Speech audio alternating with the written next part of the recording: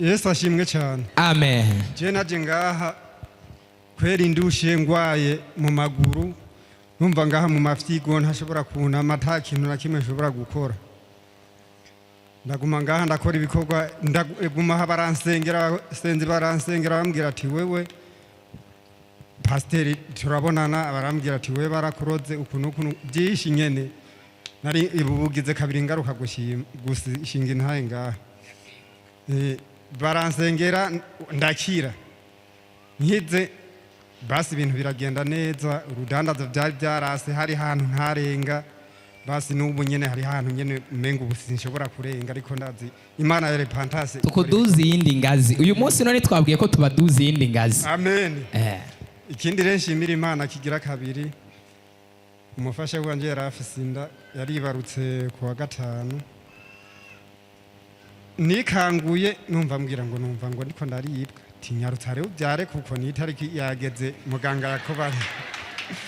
Ambwira ati je muganga nkiyumvira ati none ko abantu bose mw'iyi misi bagize imisi yibaruka, beshi babagira cesarienne, cambanza ndinjira mu cumba ndafukana imbere y'igitanda ndasenga. Timana yere pantasi, urazi kuwa Mungu twatoya amamvirope, wowe niwe uza guseruka uze kunkingira ibintu byose ingene bizakugenda, niba uza kubikurikirana. Numvise umugore akomindura ngo yongo umwana araje, ndamusize hano. Ubona ari impangiye na je twari kwinjiye mu nzu tugiye kwambara ngo tumujane kwa muganga. Nasohotse nza ndiruka ni telefone wari kumbaza ngo iraha wapi, nateye ndamuterwa kubera ko tuba hafi yentuze tuba hafi y'ivuriro. Nk'ivuriro iraho tuba nka kwikaburimbo, nk'ivuriro riri nkunga. Navuye ndamuteruye mpaka no kwa muganga.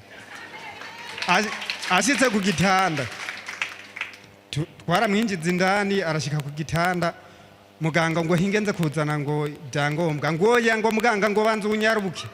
Muganga yagiye kuzana byangombwa, umwana yamujyamitse ku nda. Yabaye ndagishimira Imana yumve ko yaje byaheze kera, byaheze byo, urumva yagiye kuzana iby'imikasi n'ibindi byose, umwana yamujyamitse ku nda. Icyo ndagishimira Imana kubera ikintu cya mbere ubu ubyariye kure, amatagisi yonyene, amadeplacement ni ibintu byinshi. Nukuri navuze ati Imana ya repentance uno munsi namujanye umuteruye, namuvanye kuva muhira gushika kwa muganga umuteruye. Aha hari umuntu twari turi kumwe, yova hasi yo nawe newe shingire ntakavuga na taxi ni wasubiye kuyibuka. Nagiye ndamuteruye mpaka no kwiporotayi. Ya hanyuma baramugire nyene byangombwa gushika nsanga ubwo nyene nta n'umwanya twamaze kwa muganga, baciye batwandikira turitahira. Umwanya mwari kumarayo no wiko umwana yari yabonetse. Icyo ndagishimira Imana, ntashimira Imana ntako satani atagize ngo anshe intege uno munsi sinzi.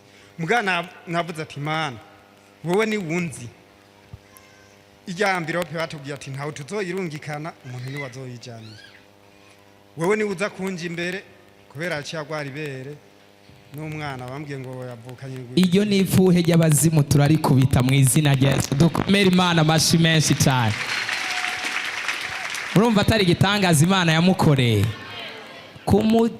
yagiye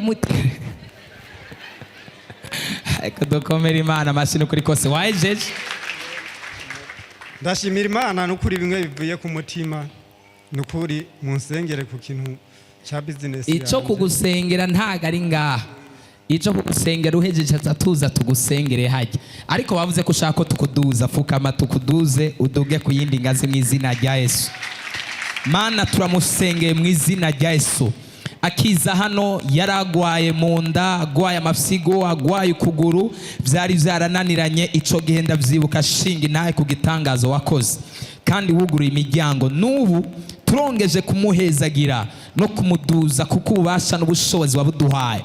Reka ave mu kibanza yararimwo agere mu kindi, ava ahantu yarari aduge n'ahandi.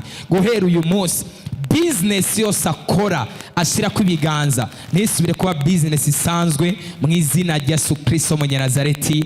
Amen amen. Dukomere Imana amashi menshi cyane.